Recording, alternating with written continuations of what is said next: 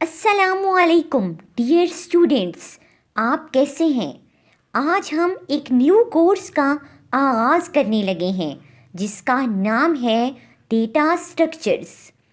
Data structure के first lecture को हम इस वीडियो में डिस्कस करेंगे। इस लेक्चर की समरी या आउटलाइन ये है। Number 1, introduction to data structure, मतलब डेटा स्ट्रक्चर क्या है और इसको क्यों इस्तेमाल किया जाता है। Number 2, selecting a data structure, कि कैसे डेटा स्ट्रक्चर को सिलेक्ट किया जाता है, वो कौन सी बातें या रिसोर्सेज हैं जिनको माइंड में रख कर डेटा स्ट्रक्चर को सिलेक्ट किया जाएगा। नंबर 3, डेटा स्ट्रक्चर फिलॉसफी, मतलब डेटा स्ट्रक्चर के लिए कोई ना कोई कीमत देना पड़ती है जो टाइम या मेमोरी की सूरत में होती है। नंबर 4, एरे, कि एरे क्या है और कैसे और क्यों इस्तेमाल किया जाता है।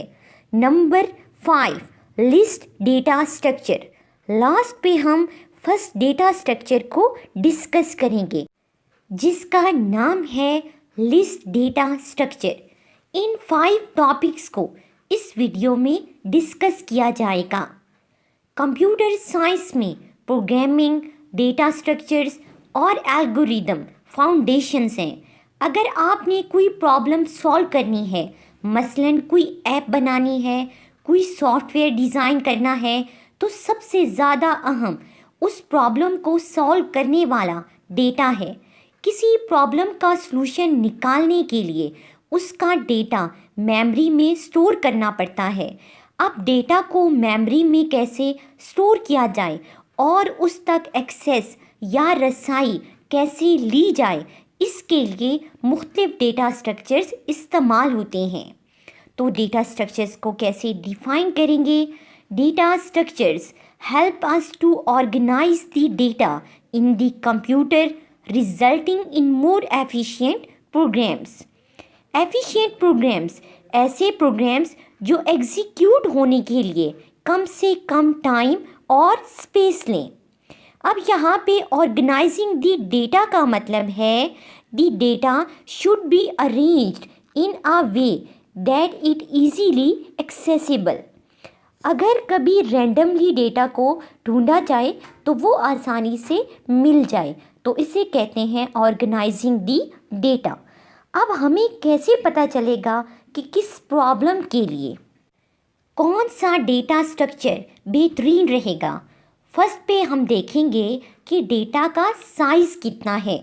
कि first of all we have to analyze the problem to determine the resource constraints that are solution meet. Second point, हम उस डेटा पर कैसे ऑपरेशन परफॉर्म कर सकते हैं। अगर 100 नामों की लिस्ट है तो 55 को कैसे ढूंढेंगे। Second, it is necessary to determine the basic operations that must be supported.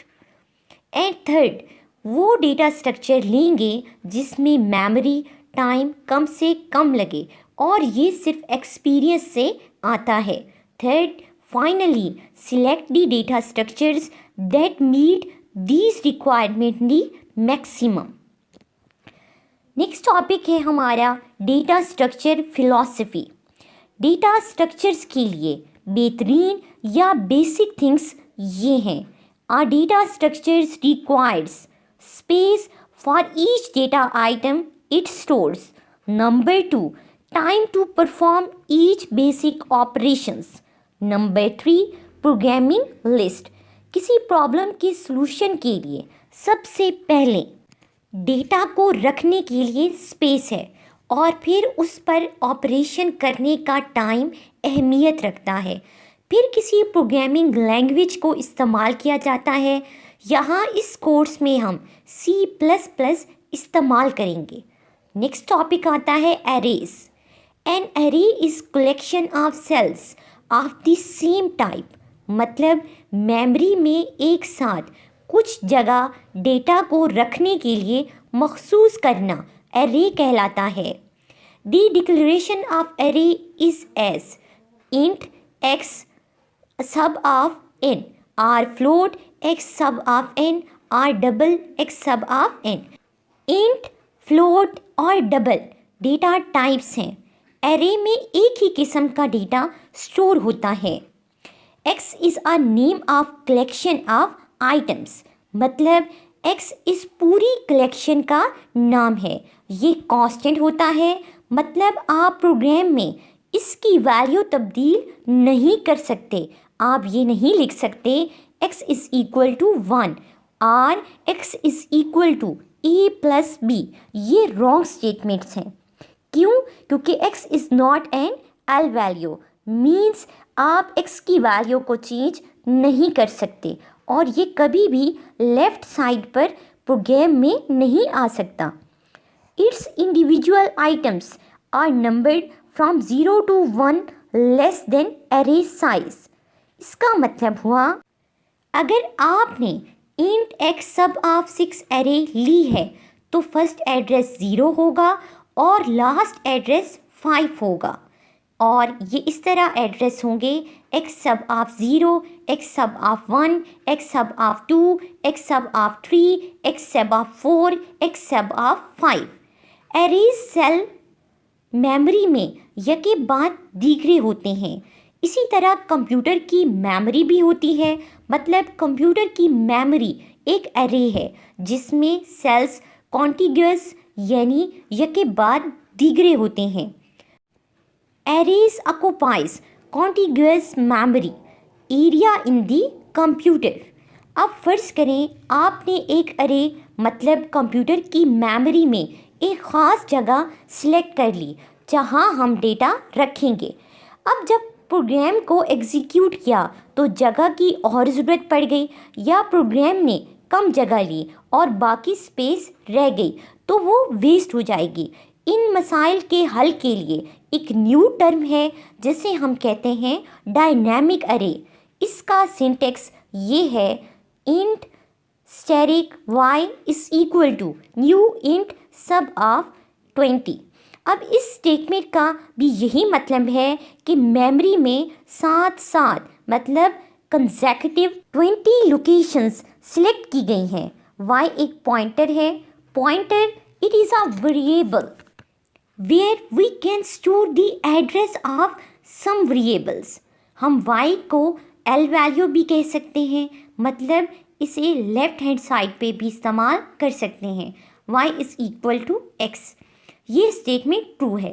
अब जब प्रोग्राम एग्जीक्यूट हो जाएगा और अगर कोई जगह बच गई तो उसे कहीं और इस्तेमाल किया जा सकता है। मेमोरी को रिलीज़ मतलब ख़त्म करने के लिए इस्तेमाल करेंगे डिलीट सब ऑफ y। ये बातें तो अरेज की थी कि कैसे अरेज के ज़रिए डेटा को स्टोर किया जाता है। अब हम न्यू टॉपिक की तरफ आते हैं, list data structure. List data structure हमारे लिए न्यू और फर्स्ट डेटा स्ट्रक्चर है। The list data structure is among the most generic of data structures. मिसाल के तौर पर शॉपिंग लिस्ट हो गई, ग्रॉसरी लिस्ट हो गई, तो ये जैसे आम लिस्ट हमारी रोज़मर्रा की लाइफ में है, यही लिस्ट एक लिस्ट डेटा स्ट्रक्चर है। A list is the collection of items of the same type, मतलब जैसे एरेज में एक ही टाइप का डेटा स्टोर होता है, यहाँ भी लिस्ट में एक ही टाइप का डेटा स्टोर होगा। अगर इंटीजर की लिस्ट है तो सारे नंबर्स इंटीजर्स ही होंगे। So the data which we store in list should be of same nature. The items are elements of the list are stored in some particular order, मतलब एक ख़ास तरतीब से आइटम्स या एलिमेंट्स लिस्ट में store होते हैं। मिसाल के तौर पर ए लेटर वाले पहले आएंगे, फिर बी वाले एंड फिर सी वाले, और इसी तरह लिस्ट पर जो बेसिक ऑपरेशन किए जा सकते हैं उनकी लिस्ट ये है। Number 1 create list, create a new list मतलब नई लिस्ट बनाना। Copy set one list to be a copy of another, एक लिस्ट की कॉपी तैयार करना। Clear clear a list, list में तमाम आइटम्स या एलिमेंट्स को रिमूव करना। इंसर्ट सब of x and question mark, insert element x at a particular position in the list, कि एक एलिमेंट जो एक्स है उसे एक ख़ास पर्टिकुलर पोजीशन जिसको हमने क्वेश्चन मार्क से रिप्रेजेंट किया है यहाँ पर डालना। इसी तरह remove, remove element at some position in the list, question mark जिसकी जगह लगाया है इसके एलिमेंट को रिमूव करना। Get, get element at a given position, question mark वाली पोजीशन से एलिमेंट लेना। Update x question mark, replace the element at a given position with x, x element को क्वेश्चन मार्क वाली पोजीशन पे जो element पड़ा है उसे हटाकर वहाँ डाल देना। Find x, determine if the element x is in the list. Length, returns the length of the list, list का साइज मालूम करना। अब पर्टिकुलर या क्वेश्चन मार्क का मतलब है पोजीशन, मतलब है number 1 use the actual index of element, number 2 use a correct marker और pointer to refer to a particular position in the list, list में हर टाइम एक करंट पॉइंटर मौजूद होता है जिन पे हम ये फंक्शन कर सकते हैं। Number 1 start, moves the current pointer to the very first element, के पहले एलिमेंट पे करंट पॉइंटर को ले आओ। Tail, move the current pointer to the very last element, current pointer को आखिरी लिस्ट के एलिमेंट पे ले जाओ। Next, move the current position forward 1 element, एक पोजीशन से नेक्स्ट पोजीशन पे करंट पॉइंटर को ले जाना। Back, move the current position backward 1 element, current pointer को एक पोजीशन पीछे ले आना। नेक्स्ट लेक्चर में हम इन फंक्शंस को इम्प्लीमेंट करेंगे और देखेंगे कि एक लिस्ट पर कैसे ऑपरेशंस परफॉर्म करते हैं और उसको कैसे बनाते हैं। होपफुली आपको समझ आया होगा। फिर भी आपको कोई कन्फ्यूजन है तो आप कमेंट में बता सकते हैं।